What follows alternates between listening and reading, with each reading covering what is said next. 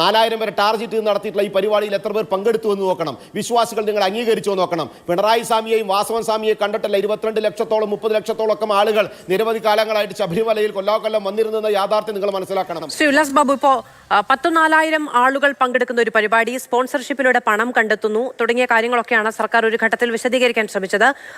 അത് അങ്ങനെ സ്പോൺസർഷിപ്പിലൂടെ പണം കണ്ടെത്താൻ കഴിയുമോ എന്നടക്കമുള്ള കാര്യങ്ങളിൽ കോടതി ഒരു ചോദ്യങ്ങൾ ഉന്നയിക്കുകയും ചെയ്തു.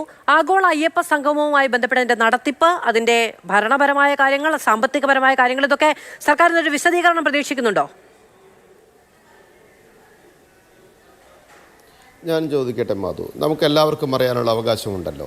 7 കോടി രൂപയോളം ചെലവായി എന്നിവർ അവകാശപ്പെടുന്ന പരിപാടിക്ക്, 4000 പേരെ പ്രതീക്ഷിച്ച പരിപാടിക്ക് ഇന്ന് എത്ര പേർ വന്നു, എത്ര പേർ രജിസ്റ്റർ ചെയ്തു? എൻ്റെ അറിവ് ശരിയാണെങ്കിൽ 1000-ന് താഴെ പേർ രജിസ്റ്റർ ചെയ്തു. ഏകദേശം 1 ലക്ഷം രൂപയോളം ഒന്നുക്ക് ചെലവ് വന്ന് പരാജയപ്പെട്ട ഒരു പരിപാടി എന്തിനായിരുന്നു? പുണ്യപൂങ്കാവനമായിട്ടുള്ള അയ്യപ്പസ്വാമി ഇരിക്കുന്ന സ്ഥലത്ത് പമ്പ, ഏറ്റവും പുണ്യമായിട്ടുള്ള സ്ഥലമായ പമ്പയിൽ ഈ പിണറായി സ്വാമിയും വാസവൻ സ്വാമിയും തിരുവിതാംകൂർ ദേവസ്വം ബോർഡിൻ്റെ പ്രസിഡന്റ് സ്വാമിയൊക്കെ കൂടിയിട്ട് ഈ നാടകം കളിച്ചതെന്ന് നിങ്ങൾ മനസ്സിലാക്കണം. പ്രകാശം മാഷ് ഗോവിന്ദൻ മാഷ്ട വാക്കുകളെ കുറിച്ച് മാധു ചോദിച്ചപ്പോൾ അങ്ങോട്ടും ഇങ്ങോട്ടും തത്തിക്കളിക്കുന്നുണ്ട്. മാഷേ, മൂർത്തമായ സമയത്ത് അമൂർത്തമായ തീരുമാനം എടുത്തുകൊണ്ടാണ് മൂർത്തമായ തീരുമാനം അമൂർത്തമായ സമയത്ത് എടുത്തപ്പോൾ മൂർത്തമായ ചോദ്യങ്ങൾ മാധുവിനെ പോലെയുള്ള ജേർണലിസ്റ്റുകൾക്ക് ചോദിക്കേണ്ടി വന്നത്. ഇത് ഗോവിന്ദൻ മാഷ്ട തന്നെ പല സമയത്ത് ഉള്ള വാക്കുകളിൽ നിന്ന് എടുത്തതാണ്. അങ്ങൊന്ന് മനസ്സിലാക്കിക്കൊള്ളുക. മാഷ് അങ്ങനെയാണ് ഏത് കാര്യം. ഇപ്പോൾ പുതിയൊരു സാധനം മാഷ് കൊണ്ടുവന്നിട്ടുണ്ട്, മതാതീത ആധ്യാത്മികത എന്ന് പറയപ്പെടുന്ന പുതിയൊരു സാധനം കൊണ്ടുവന്നിട്ടുണ്ട്. അത് നമുക്ക് ഭാവിയിൽ ചർച്ച ചെയ്യേണ്ട വന്ന വിഷയമാണ്.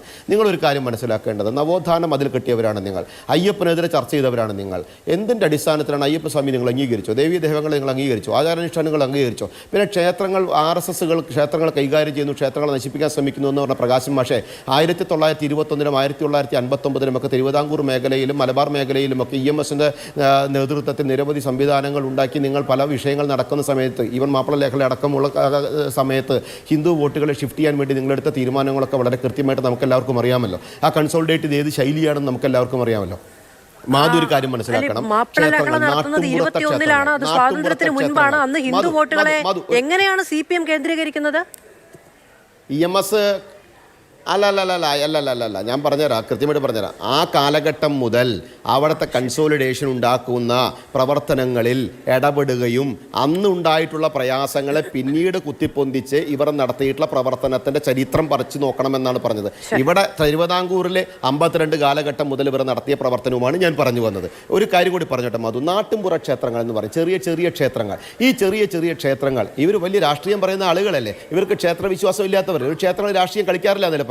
ചെറിയ ക്ഷേത്രങ്ങൾ, കാസർഗോഡ് മുതൽ തിരുവനന്തപുരം വരെയുള്ള ജില്ലകളിലെ വ്യത്യസ്തമായ ക്ഷേത്രങ്ങൾ ലോക്കൽ കമ്മിറ്റിയെ വെച്ചും ഏരിയ കമ്മിറ്റിയെ വെച്ചും ബ്രാഞ്ച് കമ്മിറ്റിയെ വെച്ചും ക്ഷേത്രങ്ങൾ പിടിച്ചെടുക്കുന്ന രാഷ്ട്രീയ നിലപാട് വർഷങ്ങളായി എടുത്തുകൊണ്ടിരിക്കുന്ന പാർട്ടിയുടെ നേതാവാണ് ഈ ഇരിക്കുന്നത് പറയുന്നത്. അങ്ങനെയല്ല, ഇത് ഇങ്ങനെയല്ല, ആ കാലത്ത് അങ്ങനെയായിരുന്നു, ഈ കാലത്ത് അങ്ങനെ. ഇതായിരുന്നു CPM. അയ്യപ്പനെതിരെ നിന്നു, സ്വാമിയെതിരെ നിന്നു, വിശ്വാസങ്ങൾക്കെതിരെ നിന്നു, ക്ഷേത്രങ്ങൾക്കെതിരെ നിന്നു.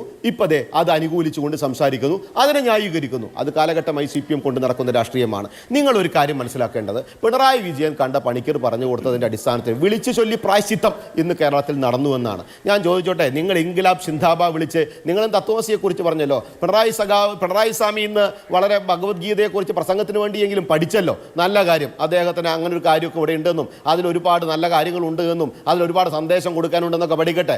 എൻ്റെ മറ്റേ പ്രകാശം മാഷേ, നിങ്ങളുടെ പ്രസിഡന്റ് അവിടെ ഇൻകിലാബ് വിളിക്കുന്ന പോലെ ശരണം വിളിച്ചല്ലോ. ഞങ്ങളുടെ പാർട്ടി നേതാക്കന്മാരൊക്കെ പല രീതിയിൽ ഇതിനെ മറുപടി പറയുന്നുണ്ടല്ലോ. ഞങ്ങൾ പറയട്ടെ, എന്തുകൊണ്ടാണ് ഞങ്ങൾക്ക് പറയാനുള്ള അവകാശം എന്ന് ചോദിച്ചാൽ, 4200 പേരെ അറസ്റ്റ് ചെയ്ത് നിങ്ങളുടെ പാർട്ടിയുടെ നേതാക്കന്മാരാ, തല്ലിച്ചതച്ച് നിങ്ങളുടെ പാർട്ടിയുടെ പോലീസാ, 2200 കേസെടുത്ത് നിങ്ങളുടെ പോലീസാണ്. എന്തിനു വേണ്ടി നാമജപ ഘോഷയാത്ര നടത്തിയിട്ടുള്ള ആ വിശ്വാസികൾക്ക് നേരെ ലാത്തി വീശി ഭീഷണിപ്പെടുത്തി തല്ലിയതും കല്ലേറ് നടത്തിയതും നിങ്ങളുടെ പോലീസാണ്, നിങ്ങളുടെ സർക്കാരായിരുന്നു ഭരിച്ചിരുന്നത് എന്ന യാഥാർത്ഥ്യം നിങ്ങൾ മനസ്സിലാക്കണം. മലബാർ ദേവസ്വം ബോർഡിനോട് നിങ്ങൾ നടത്തുന്ന നിലപാട് എന്താണെന്ന് മനസ്സിലാക്കണം. മേൽശാന്തിമാർ, തന്ത്രിമാർ, അതുപോലെ തന്നെ വിവിധ കേരളത്തിലെ ക്ഷേത്രത്തിലെ വിശ്വാസികൾ, ക്ഷേത്ര കമ്മിറ്റികൾ, ക്ഷേത്രത്തിൻ്റെ നവോത്ഥാന പ്രവർത്തകർ ഇത്യാദി ആളുകളെ നിങ്ങൾ ആലോചിച്ചു എന്ന് നോക്കണം. 4000 പേരെ ടാർഗറ്റ് നടത്തിയിട്ടുള്ള ഈ പരിപാടിയിൽ എത്ര പേർ പങ്കെടുത്തു എന്ന് നോക്കണം. വിശ്വാസികൾ നിങ്ങൾ അംഗീകരിച്ചു നോക്കണം. പിണറായി സ്വാമിയെയും വാസവൻ സ്വാമിയെ കണ്ടിട്ടല്ല 22 ലക്ഷത്തോളം 30 ലക്ഷത്തോളം ഒക്കെ ആളുകൾ നിരവധി കാലങ്ങളായിട്ട് ശബരിമലയിൽ കൊല്ലാകൊല്ലം വന്നിരുന്ന യാഥാർത്ഥ്യം നിങ്ങൾ മനസ്സിലാക്കണം. മാധു പറഞ്ഞൊരു കാര്യം, മറ്റൊരു തെറ്റുണ്ട് മാധു. അതിൻ്റെ മുമ്പത്തെ വർഷം നടത്തിയേക്കാൾ ഗംഭീരമായി കഴിഞ്ഞ പ്രാവശ്യം നടത്തിയെന്ന് മാധുവിൻ്റെ മാതൃഭൂമിയിലെ പഴയകാല റിപ്പോർട്ടുകൾ, ആ വർഷത്തെ റിപ്പോർട്ടുകൾ എടുത്താൽ, മാധുവിൻ്റെ മാതൃഭൂമി റിപ്പോർട്ട് ചെയ്ത ചെയ്തിട്ടുണ്ട്. നിലയ്ക്കലും പമ്പയിലും എരുമേലിയിലും അതേപോലെ തന്നെ ജില്ലയിലേക്ക് പോലും കടക്കാൻ പറ്റാത്ത രീതിയിലേക്ക് സ്വാമിമാർക്ക് മാലയൂരി കണ്ട അതിനുശേഷം ഒരു തീർത്ഥാടന കാലം കൂടി കഴിഞ്ഞു പോയി. ആ തീർത്ഥാടന കാലത്ത് ആ വിഷയം ചർച്ചയ്ക്കെടുത്ത ഒരാളാണ് ഞാൻ. നോക്കൂ, അല്ലല്ല, ആ സമയത്ത് ആ വിഷയം ചർച്ചയ്ക്കെടുത്ത ഒരാളാണ് ഞാൻ. തത്സമയം മാതൃഭൂമിയിലേക്ക് നിരവധി ഭക്തന്മാർ അന്ന് വഴി വക്കിൽ ദുരിതങ്ങൾ അനുഭവിക്കുമ്പോൾ വിളിച്ചിട്ട് അവരുടെ സങ്കടങ്ങൾ പോലും പറഞ്ഞ ഒരു ദിവസം എനിക്ക് മറക്കാനും കഴിയില്ല. അതിനുശേഷം ഒരു തീർത്ഥാടന കാലം കൂടി കഴിഞ്ഞുപോയി. താരതമ്യേന പരാതികളില്ലാതെ കഴിഞ്ഞുപോയ ആ തീർത്ഥാടന കാലത്തിന്റെ പശ്ചാത്തലത്തിലാണ് പുതിയ നടപടികൾ സർക്കാർ ആലോചിക്കുന്നത് എന്ന് ഞാൻ പറഞ്ഞു എന്നേ ഉള്ളൂ. ഒറ്റ കാര്യം മധു ഒറ്റ കാര്യം ഒന്ന് പറഞ്ഞോട്ടെ. മധു നോക്കൂ, ശബരിമല വിശ്വാസികളുമായി ബന്ധപ്പെട്ട് ഇരുമുടിക്കെട്ടുമായി വ്രതമെടുത്ത് അമ്പലത്തിലേക്ക് പോകാൻ വരുന്ന ഭക്തരോട് KSRTC, അതായത് ഇടതുപക്ഷത്തിൻ്റെ സർക്കാരിൻ്റെ KSRTC ചെയ്യുന്ന നിലപാടെന്താ? നിലയ്ക്കൽ നിന്ന് പമ്പയിലേക്ക് പോകുമ്പോൾ ഇന്ന് നിങ്ങൾ പമ്പയിൽ കെട്ടിയ ആ വലിയ പന്തലുണ്ടല്ലോ മാഷേ, ആ പന്തലിനകത്ത് ഈ ടോയ്ലറ്റ് വെച്ചില്ലേ? നിങ്ങൾ ഈ ടോയ്ലറ്റ് വെച്ചില്ലേ? അപ്പോൾ അടിസ്ഥാന സൗകര്യമായിട്ടുള്ള ഒരു ടോയ്ലറ്റ് സംവിധാനം പോലും ശബരിമലയ്ക്കകത്ത് പണി നടത്താൻ കഴിവില്ലാത്ത, പ്രാപ്തിയില്ലാത്ത, അതിനെക്കുറിച്ച് അറിവില്ലാത്ത ഒരു സംവിധാനത്തെ കൊണ്ട് നടക്കുന്ന സർക്കാരിന്റെ നേതൃത്വത്തിൽ 9.5 കൊല്ലം സാധാരണക്കാരായിട്ടുള്ള വിശ്വാസികളെ ചതിച്ചും വഞ്ചിച്ചും നിങ്ങൾ നടത്തിയ രാഷ്ട്രീയ പ്രകസനമായിരുന്നോ ഇന്ന്? അത് ഞങ്ങൾ നിങ്ങൾക്ക് വിശ്വാസമുണ്ടോ? നിങ്ങൾ അയ്യപ്പനെ അംഗീകരിച്ചോ?